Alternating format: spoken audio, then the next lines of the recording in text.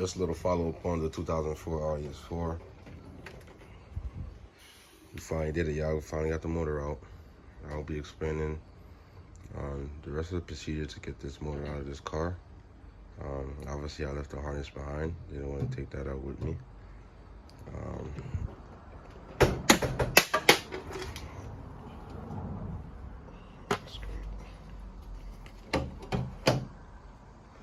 Anywho,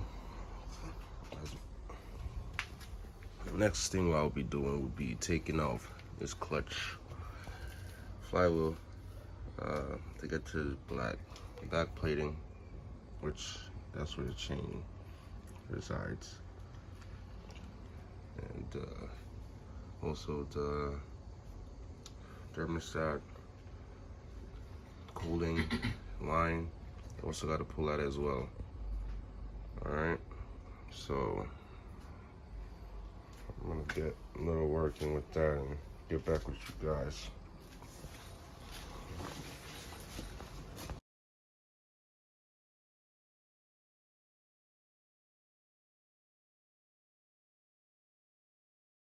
Right, right now we got the oil filter housing. We got that pulled out the way. It was a T30 bolt, and then T40. Also, we had to pull up the, I think I told you about it before, but I pulled up the radiator housing that runs the coolant. You know, this is here for the PCV valves on both sides of the head. You got to pull that as well. I just took the whole assembly off. I'll take a picture and show you guys in a moment. And that's where we at right now. I was having an issue with my oil bong bolt, which is ruined out, so I'm gonna go ahead and order a new one. But I got it out, drain out the oil, because obviously, as you can tell, we got to get to where the change is at. So all of this is in this component back here. There's a lot of oil that sits here, because this is what lubricates the engine itself. Oil pan lubricates the oil, the chains, the guides, things like that, and make sure it's running and it's not grinding up and causing any damage. So I'm gonna go ahead and proceeding with this steps as I go. I will keep you guys updated. Next procedure will be to pull these are T30s, pull the upper head cover, get that out the way, pull that sensor, and do the same thing on the right hand side. All right, any questions, comments, keep me posted, let me know. I'll answer any guys' questions. Peace.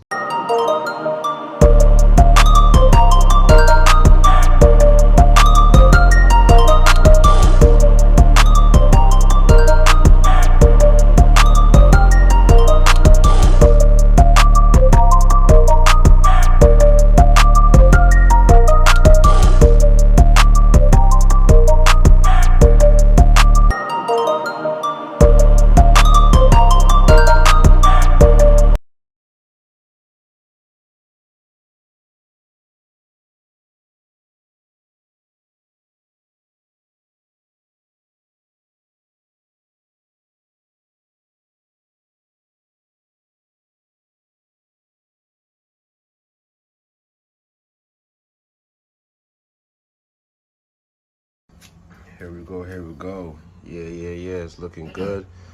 It's looking okay. Just this one right here, as you can see. Damn.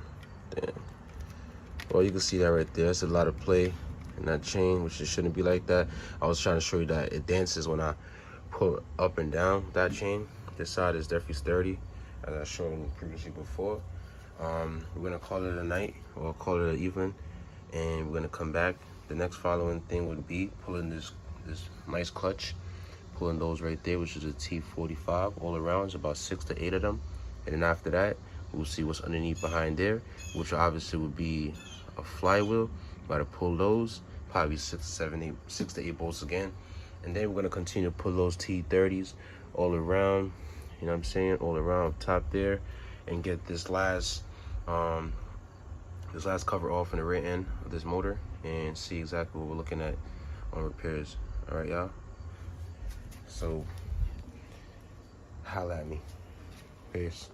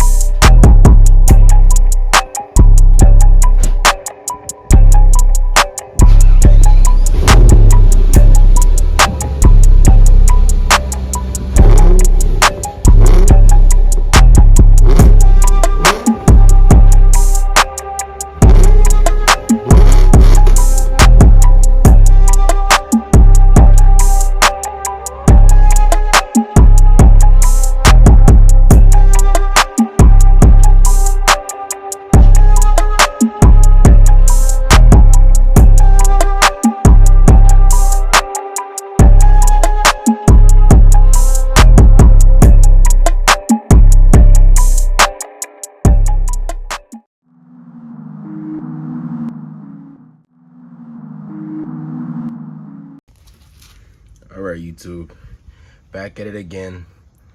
Like we've been doing it, like we've been staying consistent, like how you guys is liking and continuously showing the love.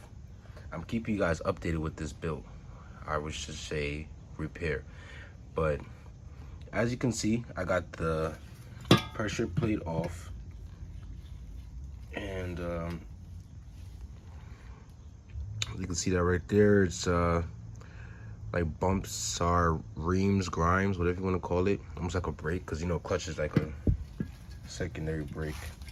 It's smooth though, but you could get a light sandpaper, like a 600 or something, and just, you know, lightly sand it down. This here is the clutch, stage 1. You can see this is where you tell to see if it needs to be repaired. It has a whole lot of life in it.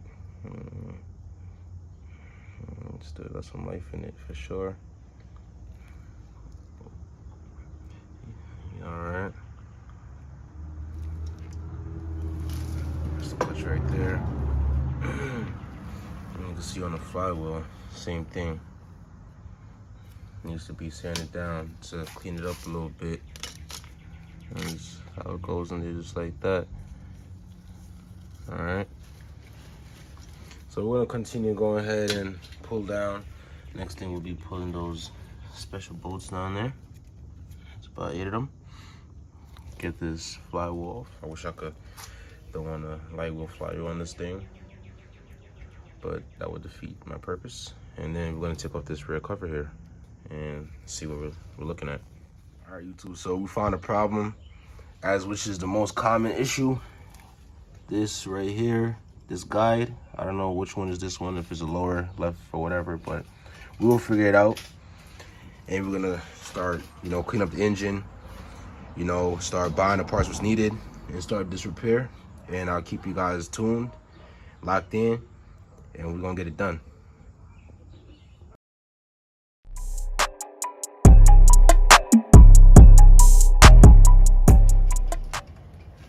Hey YouTube, what's going on with it? All right, we're back at it again on this rebuild on the 2004. You guys know what's going on. Remember, I did say the motor is very filthy.